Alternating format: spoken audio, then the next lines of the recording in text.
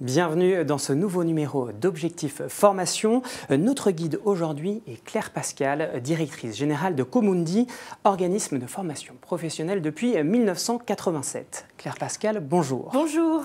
Alors, vous avez pris la tête de Comundi en septembre 2014 et l'année 2015 a été l'année de nombreux chantiers qui a donné lieu à un nouveau positionnement. Alors, est-ce que vous pouvez nous dire quelle est la nouvelle proposition de valeur de Comundi? Alors oui, l'année 2015 a été une année chargée pour Comundi, avec la naissance de Comundi Compétences, qui en fait regroupe depuis le 1er janvier l'ensemble des marques formation venant des maisons d'édition. Comundi a été racheté par le groupe VK donc en avril 2014. Donc l'ensemble de ces lignes formation venant des éditions VK, Technique de l'ingénieur, Tissot et de la société MB ont rejoint les équipes de Comundi Compétences depuis le 1er janvier 2015. Et là, nous avons, pour compléter ce dispositif, nous avons le plaisir d'accueillir les équipes de LexisNexis Formation qui, depuis le 1er septembre 2015, a rejoint le Comundi Compétences. Et nous allons développer les formations de LexisNexis Formation sous la marque Legal Network depuis le 1er septembre. Alors, comment donner une cohérence avec toutes ces marques qui sont maintenant réunies? Alors, il y a une double cohérence sur l'ensemble de ces marques. La première cohérence est un développement des expertises métiers qui aujourd'hui sont les expertises demandées par nos clients. Donc nous avons autant d'expertises métiers que ces marques qui viennent donc soit d'édition, soit des marques qui viennent de nos partenaires presse comme stratégie, direction, donc VK, Tissot, technique de l'ingénieur, donc autant de positionnement expertise métier, plus donc maintenant le positionnement sur le métier des notaires et des avocats avec Legal Network. Et de l'autre côté, un positionnement plus ingénierie pédagogique, développement de compétences qui nous permet en fait de développer des dispositifs plus complexes à valeur ajoutée en termes d'accompagnement de nos clients à travers des nouvelles approches plus complètes et notamment le blended learning. Donc une double approche expertise métier et une approche expertise ingénierie pédagogique pour répondre au mieux aux besoins de nos clients en 2015. Lorsqu'on va sur votre site internet, on découvre que vous vous définissez comme un spécialiste en développement de compétences. Pourquoi cette précision? C'est-à-dire qu'on peut former sans développer les compétences? Alors bien sûr, de développer les compétences, c'est probablement plus large que former simplement.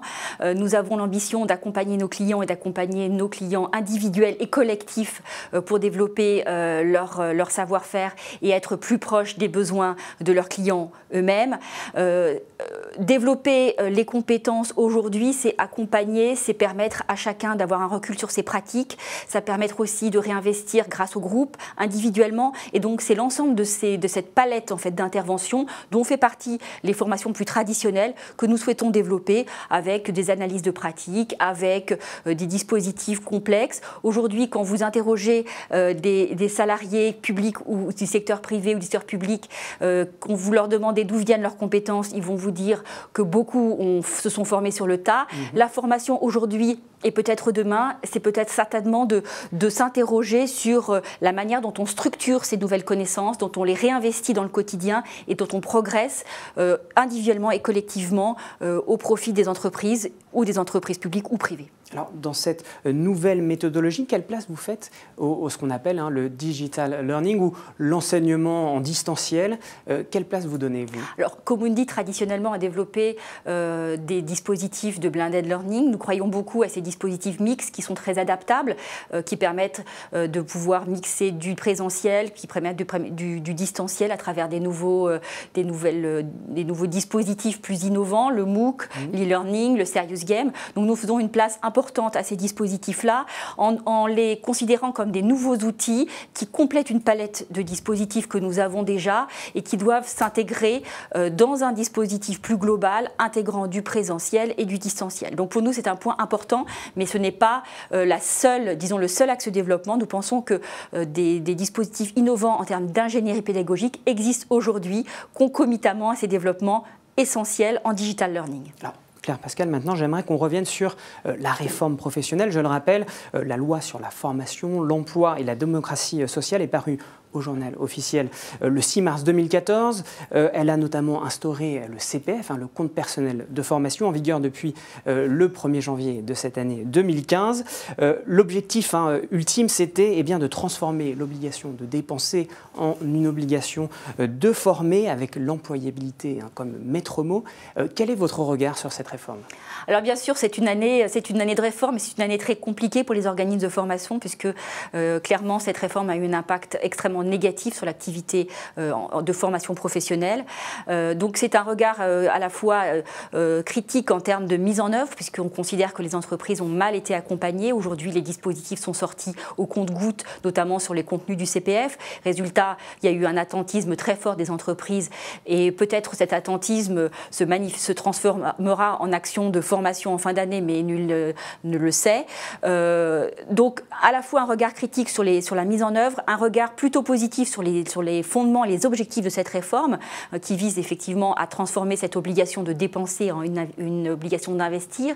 Et nous croyons aussi que cette réforme pourrait permettre à la formation de se marier davantage avec des objectifs RH des entreprises, qu'elles soient publiques ou qu'elles soient privées.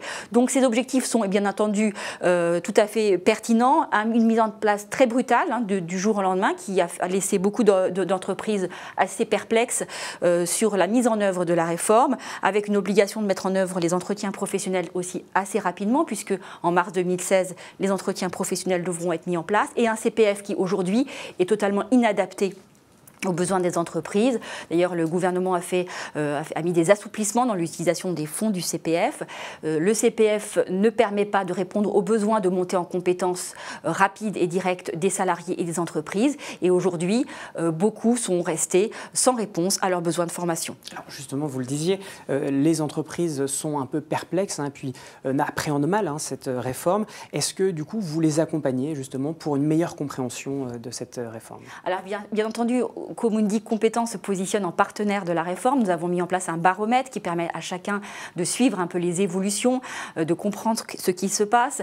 Nous cherchons à les conseiller sur l'optimisation de leur plan de formation, et nous cherchons aussi à les accompagner dans la mise en œuvre complexe des entretiens professionnels, puisque c'est des entretiens qui sont à la frontière entre les approches RH et les approches managériales. Et pour ça, nous avons mis en place notamment des dispositifs d'externalisation des entretiens professionnels, mais aussi de coaching actif pour les managers, pour les aider à animer, à mettre en place et à faire de ces entretiens professionnels un véritable outil, levier de développement RH pour l'entreprise et pour les collaborateurs. Alors, je suis un DRH, je souhaite effectivement proposer des formations à mes collaborateurs. Comment dois-je faire pour proposer les formations Comundi? Alors, bien entendu, sur les formations que nous, on peut proposer, l'accompagnement qu'on peut proposer, ça nécessite d'avoir une étude approfondie du contexte RH de l'entreprise. Donc, en fonction de ce contexte-là, nous vous proposons soit d'accompagner vos managers, soit aussi d'informer vos collaborateurs, et en tout cas de réfléchir avec la DRH, avec les responsables RH de l'entreprise, à la stratégie RH, notamment dans le cadre de la GPEC, mais beaucoup n'ont pas mis en place de GPEC, pour savoir quelles sont les trajectoires de carrière qui sont possibles dans l'entreprise, de sorte qu'on puisse offrir à chaque collaborateur la réalisation d'un projet professionnel crédible et viable au sein de l'entreprise ou à l'extérieur. Et je crois que vous venez de sortir un nouveau catalogue de vos formations.